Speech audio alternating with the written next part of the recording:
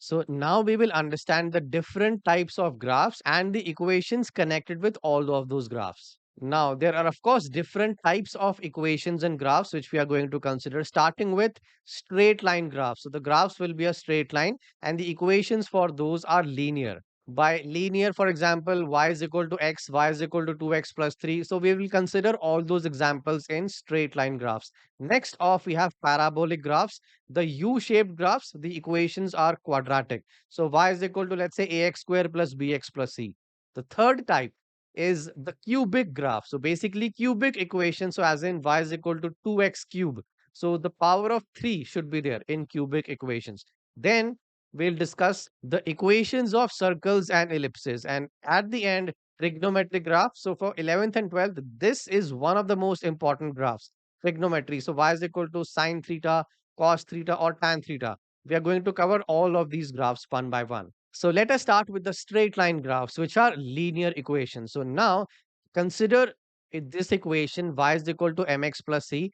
And if we have x and y axis and we are supposed to draw the graph. So please remember directly y is equal to mx plus c is a straight line where m in this equation stands for the gradient or the slope of this line. And C, on the other hand, is the y-intercept. And what does y-intercept mean? So where is this line touching the y-axis? So this point, let's consider this point as P. So the distance of this point from the origin, this will be called as the y-intercept C. And whenever in questions we have this equation y is equal to mx plus c, so directly you should remember that the graph is a straight line with a gradient of m and the y-intercept of c. But in case the equation looks like y is equal to mx, so the graph is similar, but can you analyze the two equations? The value of c is equal to 0 in this case. So that is why y is equal to mx. Of course, it is a straight line, but watch the graph. It is passing through the origin. That is because the value of c is 0 for y is equal to mx, but the gradient, of course, will stay the same. It is m. Let us consider a few examples, starting with y is equal to 2x minus 3. So if you compare the two equations, we can see that the gradient will be 2 and the y-intercept will be negative 3. Negative 3, which means the line has to cut the y-axis below the x-axis. Let me explain. So these are the axes. So we need the gradient to be 2, which is a positive gradient, and the y-intercept should be negative. So the graph will look like this. So it is a straight line having a positive gradient and the y-intercept is negative 3. So it is 3 units but on the negative y-axis. So the logic is simple. If your y-intercept is negative, the line will cut the negative y-axis. If the y-intercept is positive, then the line will cut the positive y-axis. For example, if I consider y is equal to minus 4x plus 5, here the gradient is negative 4, which means negative, and y-intercept is positive. So the graph will look like this. So the slope of this line is negative minus 4, and since the y-intercept is positive plus 5, that would mean the line has to cut the positive y-axis. So 5 units above the x-axis. So this was all about straight line graphs or linear equations. And why do we say it linear? Because if you observe in all of these equations, the power of x is 1. So it is x to the power of 1 in every single equation. That is why the name linear. As opposed to this, we will have quadratic equations where the power of x will be 2, and in cubic, the power of x will be 3. All right, so moving ahead to the next type of equations, which are parabolic graphs or quadratic equations. So let's say we have an equation of this form, 3x square. So you can see the power of x is 2. That is why this is called a quadratic equation. So an equation of this form, the shape of it is basically a U or a parabola. So in this case, it will be an upward facing parabola. Just remember the basic shape. It's a U but going upwards. Now the important point while drawing the equations, the quadratic graphs, is you need to look at the coefficient of x square. What is in front of x square? So if the number in front of x square, if it is positive, then the graph is an upward facing parabola like you can see here. On the other hand, let's consider y is equal to minus 3x square. So the coefficient of x square is negative, minus 3.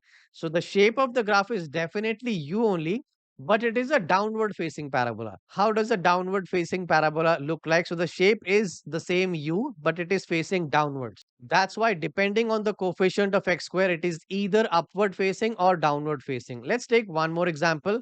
y is equal to 2x square plus 5. So how do we take care of this plus 5? So we know y is equal to 2x square will be an upward facing parabola. But what about this plus 5? Now, since it is positive 5, what we need to do, we need to lift this graph 5 units upwards. Let me repeat, since we are doing plus addition of 5, so this entire graph needs to go up 5 units. So let's see, y is equal to 2x square plus 5. It's an upward facing parabola, but it has gone up by 5 units. So let's consider this point as the origin, and this point where the graph is cutting the axis, let's say this point is P.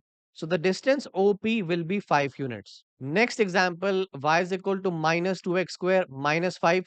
Now, since the coefficient of x square is negative, so clearly it will be a downward facing parabola. But since we are doing a negative 5, which is subtraction, so we need to pull the graph downwards a little. So watch, the shape will be a downward facing parabola, but the graph will go 5 units down. So again, let me explain. O is the origin, and let's say this point is P, where the graph is cutting the y-axis. So the distance between O and P will be 5 units. But since in the equation we have negative 5, that is why we have pulled the graph downwards and not up. Because the logic is, if we are adding something, the graph will go up. If we are subtracting any number, the graph will go down. All right, so now we move ahead to the next variation of the same parabolic graph, quadratic equation. So remember, why do we call it quadratic? Because the power of x is 2. But in certain other equations, what can happen that the power of x might be 1, but the power of y will be 2. Let me give you an example. So let's say if the equation looks like this, y square is equal to 4x. Here also, since the maximum power is 2, this is also a quadratic equation. So the shapes of these graphs are also parabolic. So y square is equal to 4x can also be written as y is equal to 2 root x. Well, actually, if we take the square root on both sides, the equation will be y is equal to plus minus 2 root x. But I am only considering the positive 2, since the shape of the graph will depend on whatever is in front of root x or x. So here we go. So these are the axes x and y. So y square is equal to 4x is a parabola. It is a rightward facing parabola. So how does it look like? So y square is equal to 4x is a parabola, a u, but it is facing towards the right. So here the numbers in front of x and root x were positive. That's why it was a right facing parabola. On the other hand, let's say if I take y square is equal to negative 5x or y is equal to minus 3 root x. So the coefficient of x is negative. Here the coefficient of root x is minus 3. By coefficient, I mean the number in front of that parameter. So in such cases where the coefficients are negative, then the graph, of course, it's a parabola, but this time it will be a left facing parabola and the shape looks like this. And now let us consider another variation of the same equation. So if you have y square is equal to 15 plus 2x, so the shape of the graph will be determined by the coefficient of x. So in this case, the coefficient of x is positive 2. So definitely the shape is a right facing parabola. But we have a plus 15. In this case, we are not going to lift the graph up or down, but we are going to push the graph either leftwards or rightwards. So the trick here is, if we are adding something positive, so the entire graph will be shifted to the left hand side. Let me repeat, if the number is positive, so like in this case 15 units, so we need to shift the entire graph towards the left by that many units. For example, in this case, y square is equal to 2x, so the shape will be rightward facing parabola. But since we are adding, so plus 15, so the entire equation will be dragged to the left hand side. So watch, this is the shape of the graph.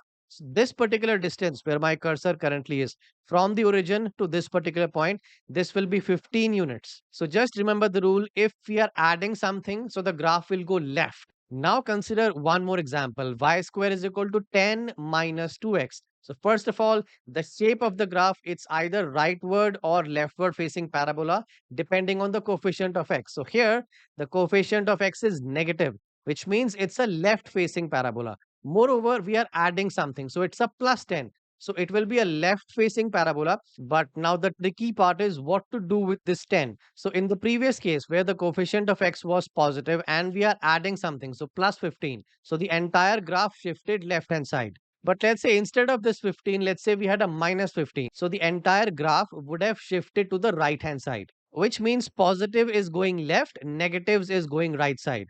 Now, we are going to do the opposite in case when the coefficient of x is negative. So here we have a minus 2. So clearly it's a left facing parabola, but we are adding something, which means the graph needs to be dragged to the right side. So this is that slight difference compared to the earlier equation, which is 15 plus 2x. Here we have 10 minus 2x, and let's look at the graph.